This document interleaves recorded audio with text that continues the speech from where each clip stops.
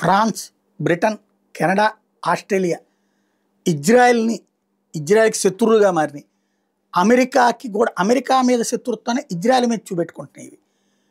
ఏదైతే అమెరికా ఇజ్రాయెల్కి క్లోజ్గా ఉంటుంది కాబట్టి వీళ్ళు ట్రంప్ కంటే తాము గొప్పవాళ్ళమని నిరూపించుకోవడానికి కీర్ స్టార్మర్ దగ్గర నుంచి, మేక్రాన్ దగ్గర నుంచి, కెనడా ప్రధానమంత్రి దగ్గర నుంచి, ఆస్ట్రేలియాకి సంబంధించినటువంటి అల్బనీస్ దాకా వీళ్ళందరూ ఎవరికి వాళ్ళు తాము తోపులమని నిరూపించుకోవడం కోసమని పాలస్తీనాని ఒక దేశంగా గుర్తించారు.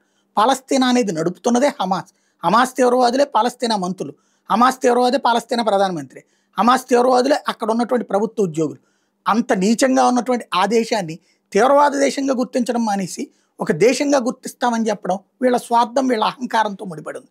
అయితే కొన్ని దేశాలు దానికి నిరాకరిస్తున్నాయి. ఫిన్లాండ్ నిరాకరించింది. తాజాగా ఇటలీ ప్రధానమంత్రి జార్జియా మెలోనీని అడిగితే అదే ఆవిడ చెప్పింది. ముందు అసలు హమాస్ దగ్గర ఉన్న హోస్టేజెస్ని ఈ రోజు వరకు నిర్బంధించినటువంటి వాళ్ళని విడిచిపెట్టలేదు. అట్లాంటి దాన్ని వాళ్ళని ఎట్లా గుర్తిస్తాం, వాళ్ళని ఎట్లా నమ్ముతాము? అదే సందర్భంలో హమాస్ని పక్కన పెట్టేసి పాలస్తీనా కనుక పరిపాలన చేసుకునేటట్టయితే అప్పుడు మేము ఆలోచిస్తాం తప్పించి మేమైతే దాన్ని దేశంగా గుర్తించట్లేదని తేల్చి చెప్పింది. అందుకే అనుకుంటా పాలస్తీనా అధ్యక్షుడు అబ్బాస్ స్టేట్మెంట్ ఏంటంటే పరిపాలనలో హమాస్ లేకుండా చూసుకుంటామని.